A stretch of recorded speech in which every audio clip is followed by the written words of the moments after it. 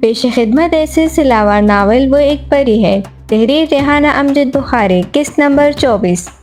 مجھے سخت افسوس ہے ماہم کہ تم نے مجھے بھی عام لوگوں میں شامل کر دیا، مگر ایک بات اچھی طرح سمجھ لو کہ میں ہرگز عام آدمی نہیں اور نہ ہی عامیانہ پن کو پسند کرتا ہوں۔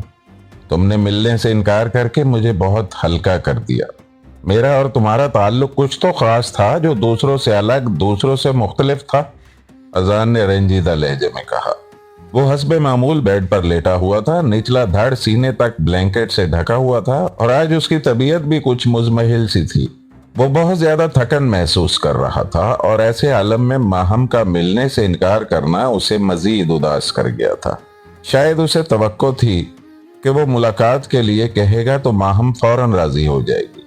وہ یہ بات اچھی طرح سے جانتا تھا کہ ماہم اس سے پہلے بھی جن لڑکوں سے بات کرتی رہی ہے وہ ان میں کسی سے بھی ملنے کے لیے رضامند نہیں ہوئی، لیکن اذان کو اپنی ذات پر ایک بھروسہ تھا، اپنے لفظوں پر ایک مان تھا جسے ماہم کے انکار نے ریزہ ریزہ کر دیا تھا۔ انفرادیت پسند اذان کو ماہم کی طرف سے اپنا شمار دیگر لڑکوں میں کیا جانا ہرگز پسند نہیں آیا تھا۔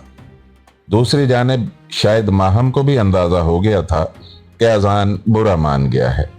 وہ جلدی سے وضاحت آمیز لہجے میں بولی، اذان پلیز سمجھنے کی کوشش کریں۔ ہم لوگوں کی دوستی کی بنیاد ہی اس بات پر استوار ہوئی تھی کہ ہم اپنے اس تعلق کو شادی کے بندھن میں باندھ کر ایک دائمی شکل بخشیں گے۔ آپ نے بھی اسی قسم کے خیالات کا اظہار کیا تھا، پھر اب ایسا کیا ہو گیا کہ آپ نے ملنے کی بات کو انا کا مسئلہ بنا لیا؟ آپ اس بات پر بضد کیوں ہیں؟ آپ کا تو یہ مزاج ہی نہیں، پھر کیوں؟ ماہم کا لہجہ بھی اداسی سے معمور تھا۔ اذان کے ہونٹوں پر ایک تلخ مسکراہٹ پھیل گئی، پھر وہ احتجاجی انداز میں گویا ہوا، ماہم بات تو ہم روز ہی کرتے ہیں، لیکن میں تمہیں اپنے سامنے بٹھا کر دیکھنا چاہتا ہوں، بات کرنا چاہتا ہوں، تمہیں محسوس کرنا چاہتا ہوں۔ ہم لوگوں نے زندگی بھر ساتھ نبھانے کا عہد کیا ہے، تو کیا مجھے تم پر اتنا بھی حق حاصل نہیں؟ یہ کیسی محبت ہے؟ کیا شادی بھی فون پر ہی کرو گی؟ ماہم جلدی سے بولی۔ دیکھیں اذان، پلیز ضد نہ کریں، مجھے میرے اصول توڑنے پر مجبور نہ کریں۔ یہ درست ہے کہ میں واقعی آپ سے متاثر ہو گئی ہوں۔ پورے دن کیا کیا، کیا کھایا، کیا پیا، سب کچھ جب تک آپ کو بتا نہیں لیتی مجھے چین نہیں آتا۔ آپ مجھے اس دنیا میں سب سے زیادہ عزیز اور اپنے دکھائی دینے لگے ہیں، لیکن میں اپنا شمار ان لڑکیوں میں نہیں کرنا چاہتی جو محبت کے نام پر رسوائی کا داغ لگا دیتی ہیں۔ یہ مجھ سے نہیں ہوگا۔ اگر آپ ملنے کے لیے اتنے ہی بے چین ہیں تو مجھے تھوڑا وقت دیں، میں آہستہ آہستہ امی کا ذہن بناتی ہوں، پھر آپ اپنی فیملی کو ہمارے گھر بھیج دیجیے گا۔ مجھے یقین ہے کہ ہم ہمیشہ کے لیے ایک ہو جائیں گے۔ ماہم کی بات سن کر اذان تیز لہجے میں بولا، تمہاری ساری باتیں اپنی جگہ درست ہیں، لیکن یہ ایک لینتھی پروسیس ہے اور اس میں بہت وقت لگے گا۔ تمہاری تعلیم بھی ابھی مکمل نہیں ہوئی۔ میں تو صرف یہ چاہتا ہوں کہ کبھی کبھی ہم لوگوں کو ملنا بھی چاہیے۔ اگر ہم فون پر بات کر سکتے ہیں تو کیا دو اچھے انسانوں کی طرح آمنے سامنے بیٹھ کر بات نہیں کر سکتے؟ اس میں حرج ہی کیا ہے؟ ماہم بے بسی سے بولی، آپ سمجھ کیوں نہیں رہے؟ شادی سے پہلے لڑکے اور لڑکی کا اس طرح ملنا ٹھیک نہیں ہوتا اور ہمارا معاشرہ بھی اس بات کو خاصا معیوب سمجھتا ہے۔ آپ صبر کیوں نہیں کرتے؟ مجھے تھوڑا سا تو وقت دیں۔ اذان جھنجھلا کر بولا، دیکھو ماہم، اگر تم نے میری بات نہیں مانی تو میں کچھ کر بیٹھوں گا۔ میں اب تمہیں دیکھے بغیر، ملے بغیر، تمہیں محسوس کیے بغیر نہیں رہ سکتا۔ تمہیں مجھ سے ملنا ہی ہوگا، ورنہ میں پاگل ہو جاؤں گا۔ اذان نے اپنی بات ختم کی تو ماہم شکستہ لہجے میں گویا ہوئی، یہ بات میری فطرت اور میرے مزاج کے خلاف ہے اذان، پلیز آپ مجھے سمجھنے کی کوشش کریں، میں یہ نہیں کر سکتی۔ اذان چند لمحے کے لیے خاموش رہ گیا۔ اسے ماہم کی طرف سے ایسے قطعی اور دو ٹوک انداز میں جواب دیے جانے کی توقع ہی نہیں تھی۔ اس کا خیال تھا کہ ان کا تعلق اب اس نہج پر پہنچ چکا ہے کہ ماہم اس کی بات ضرور مان لے گی، لیکن ایسا نہیں ہوا تھا۔ ماہم کے جواب نے اسے دکھی کر دیا۔ चंद लम्हों की खामोशी के बाद वो टूटे हुए लहजे में गोया हुआ, बहुत शुक्रिया माहम, ये बताने का कि तुम्हारी नजरों में मेरी क्या औकात है। मैं शायद अब तुम्हें फोन नहीं करूंगा। मैं कोशिश करूंगा कि जो कुछ भी हमारे दरमियान था मैं उसे भूल सकूं, और तुम भी आइंदा मुझे फोन मत करना। अल्लाह हाफिज। अजान ने सिलसिला मुनक़ता किया और मोबाइल बेड पर एक जानिब उछालने के बाद दोनों हाथों से अपना सर पकड़कर बैठ गया। उसे माहम की तरफ से इतने सख्त रवैया की तवक्को न थी। उसके लिए ये बात शदीद अचंभे का बायस थी। वो सोच रहा था कि क्या उसके अल्फाज, उसके जज्बात, उसकी मोहब्बत इतनी ही बेमानी थी कि कोई भी लड़की इस तरह से उसकी शख्सियत, उसकी अना पर ज़र्ब लगा दे, उसे यूं नज़रअंदाज कर दे। ये उसकी ज़ात की नफ़ी थी, उसकी तौहीन थी, और उसे ये तौहीन पसंद नहीं आई थी। बिप बिप की आवाज़ सुनाई देने पर उसने चौंक कर नज़रें उठाई और मोबाइल की जानिब देखा। मोबाइल की स्क्रीन ब्लिंक कर रही थी। उसने हाथ बढ़ाकर मोबाइल उठाया और स्क्रीन पर नमूदार होने वाला नाम पढ़ा, माहम कालिंग। लेकिन अब वो माहम से बात करने का इरादा नहीं रखता था, और इस वक्त तो शायद वो किसी से भी बात नहीं करना चाहता था। उसने बेदिली से मोबाइल दूर उछाल दिया, लेकिन चंद लम्हों के बाद ही मोबाइल पर दोबारा कॉल आने लगी।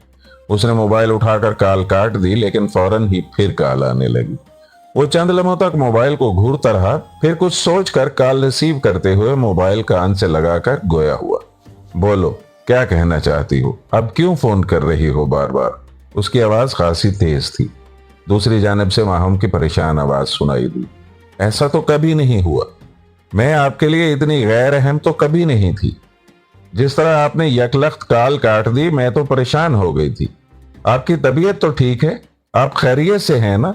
अजान के होठों पर एक जख्मी सी मुस्कुराहट नमूदार हो गई।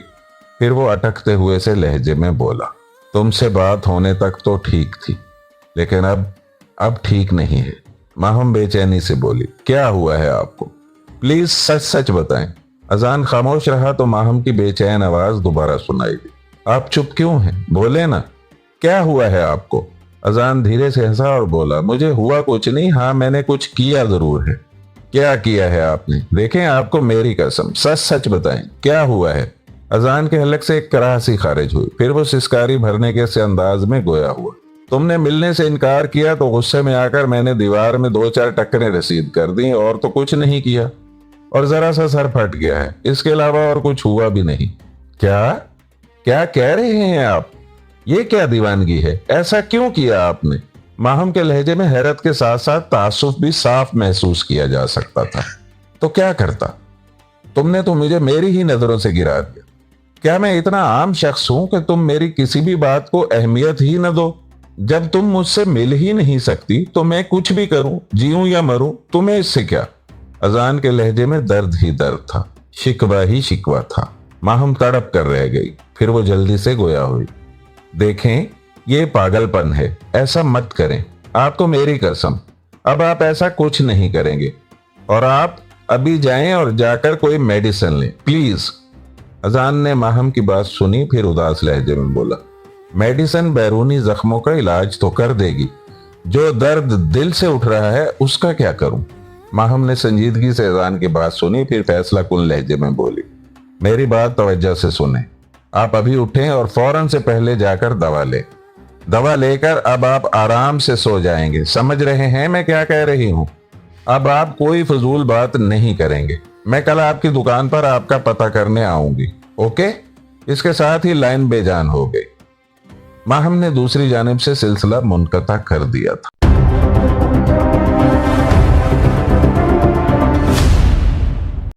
आपको हॉस्पिटल लेकर आने वाला आदमी आपको यहाँ छोड़कर गायब हो गया। आप शदीद जख्मी थे, इसलिए हमने बाकी तमाम बातों को बालाए ताक रखते हुए फौरी तौर पर आपका ऑपरेशन किया, जिसके नतीजे में अब आप तेजी से सेहत की जानिब रवाना हैं।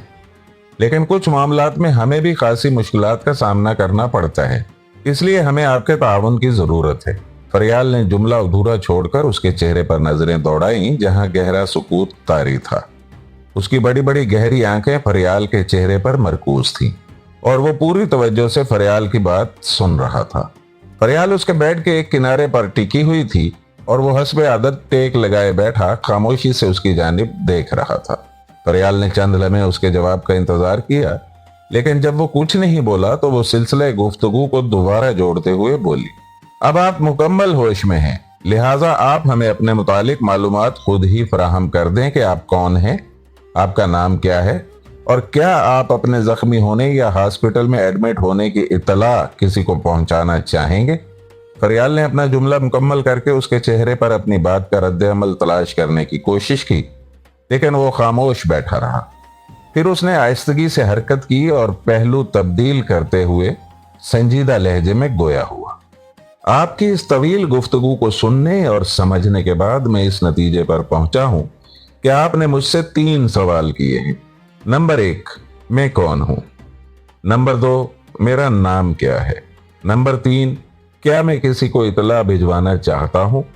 फिर एक लंबी सांस लेने के बाद दोबारा गोया हुआ, आपका पहला ही सवाल खासा मुश्किल है, जिसका जवाब मैं आज तक नहीं ढूंढ पाया। अपनी मैं से आशनाई हासिल करना दुनिया का मुश्किल तरीन काम है। मैं दरअसल तू का रद्द अमल है। मैं जितना जोर से अपनी मैं के बारे में चिल्लाऊंगा, इतनी ही शिद्दत के साथ तू वजूद में आता है। और ये जो तू है ना, ये मैं की गूंज है, मैं जो शायद अना का दूसरा रूप है। आपने कभी सोचा कि मैं कहाँ है? चंद लम्हे तक सवालिया नजरों से फरियाल की तरफ देखता रहा, लेकिन जब वो खामोश रही तो अपना हाथ उसकी नजरों के सामने लहराते हुए बोला, ये हाथ, ये सर और ये दिल, ये क्या है, क्यों है और कहां है? जब आप सोचेंगी तो इदराक होगा, लेकिन जब कभी तन्हाई में बैठकर अपनी मैं को तलाश करने निकलेंगी, तब आपको पता चलेगा कि मैं कहीं नहीं है। कितनी हैरत की बात है कि जहां मैं एक हकीकत है, वहां मैं कहीं नहीं है। वो चंद लम्हों के लिए खामोश हुआ, फिर फरियाल के चेहरे पर नजरें जमाते हुए गोया हुआ, शायद इस तरह आप मेरी बात को समझ नहीं पाएंगी। चले मैं आपको एक वाकया सुनाता हूं। बादशाह का कासिद एक बुजुर्ग के पास पहुंचा। उस बुजुर्ग का हम कोई भी नाम फर्ज कर लेते हैं। मिसाल के तौर पर हम उस बुजुर्ग को अब्दुल्ला के नाम से पुकार लेते हैं। कासिद उस बुजुर्ग से बोला, ए आली मर्तब बुजुर्ग अब्दुल्ला, मैं आपको दावत देने आया हूं। बादशाह सलामत आपसे मिलना चाहते हैं और उन्होंने मुझे हुक्म दिया है कि मैं उनकी तरफ से ये दावत आप तक पहुंचाऊं। बुजुर्ग ने तवज्जो से उसकी बात सुनी, फिर गोया हुए, देखो अजीज, अगर तो तुम्हारे बादशाह को मैं मतलूब हूं तो मैं हाजिर हूं, लेकिन अगर तुम्हें अब्दुल्ला दरकार है तो यहां कोई अब्दुल्ला नहीं रहता। यह महज एक नाम है, एक फानी वजूद। कासिद ने वापस जाकर बुजुर्ग की ये अजीबो गरीब बात चूंकि तू बयान कर दी कि बुजुर्ग दरबार में हाजिर हो जाएंगे, लेकिन उनका कहना है कि मैं तो आ जाऊंगा, लेकिन यहाँ कोई अब्दुल्ला नहीं रहता। बादशाह को सख्त हैरत हुई कि आखिर बुजुर्ग के इस जुमले में क्या भेद है, क्या इसरार पोशीदा है। वो जितना इस बात को सोचता, उसकी हैरत बढ़ती चली जाती। मुकर्रर वक्त पर जब शाही बग्घी पर सवार बुजुर्ग पहुंच गए तो बादशाह ने उनका इस्तकबाल किया और कहा, ए आली मर्तबत बुजुर्ग अब्दुल्ला, मैं आपको खुशामदीद कहता हूं। यह सुनकर बुजुर्ग हंसने लगे और बोले, मैं बतौर अब्दुल्ला तुम्हारी मेजबानी कबूल करता हूं, लेकिन यहाँ अब्दुल्ला नाम का कोई शख्स है नहीं। बादशाह फिर हैरतज़दा रह गया। उसने इस्तजाबी नजरों से देखते हुए कहा, मोहतरम बुजुर्ग, आप तो पहेलियों में बात कर रहे हैं। अगर आप अब्दुल्ला नहीं तो दावत कौन कबूल कर रहा है, और मैं इस वक्त यहाँ किसका इस्तकबाल कर रहा हूँ? कहानी अभी बाकी है, फिर मिलते हैं अगली किस्त में, सिर्फ दास्तान कदा पर।